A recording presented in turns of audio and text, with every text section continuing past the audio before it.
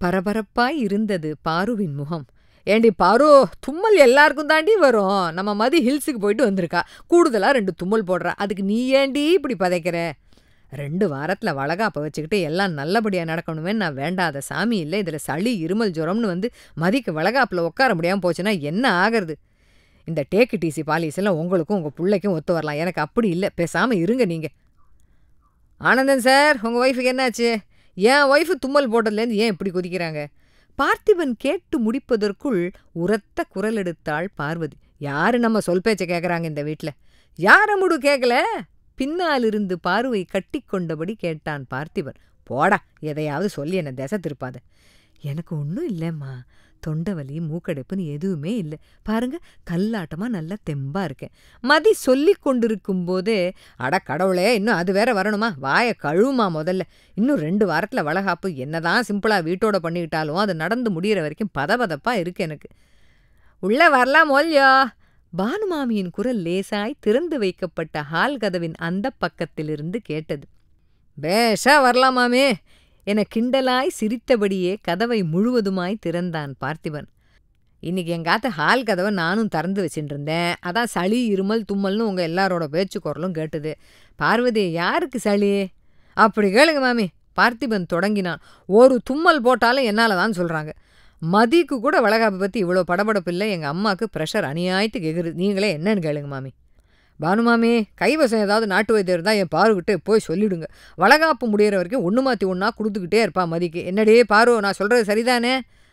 ஆளுக்கு எதையோ சொல்லி என் வாயை அடைப்பாங்க மாமி என்ற பாருவை பார்த்து, ஜீரம் ஓமம் மிளகு எல்லாத்தையும் ஒன்றா வறுத்து பொடி பண்ணி வச்சுட்டுருக்கேன். சாப்பிட்டது ஜீரணமாகறதுக்கு.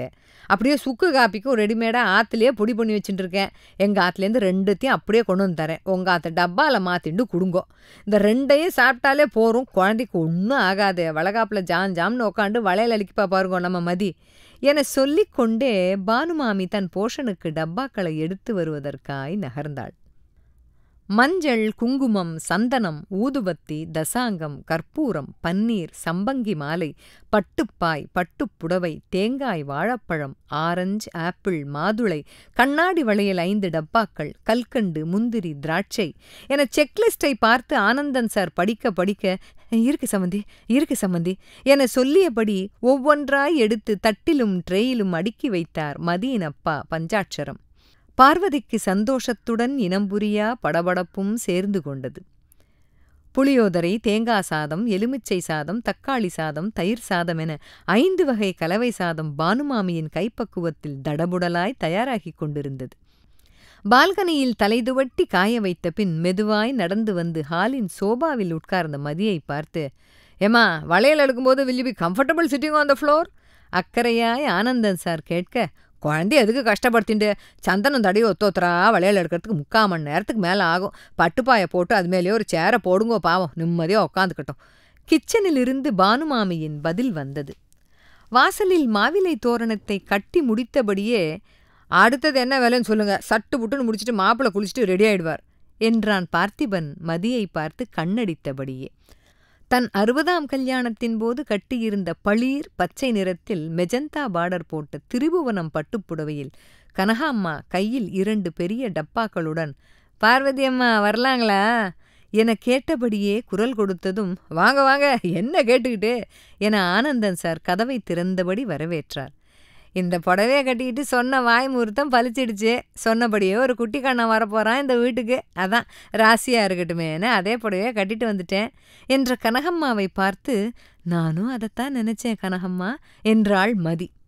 கனகம்மா வாங்க, நீங்கள் வேற என்ன தடபுடலாக ஏதேதோ கொண்டு வந்திருக்கீங்க என்ற பார்வதியிடம், மாலிதான் சொல்லிச்சு எங்கள் 60 கல்யாணத்துக்கு செஞ்ச அதிரசமும் முறுக்கும் ரொம்ப நல்லா இருந்துச்சுன்னு.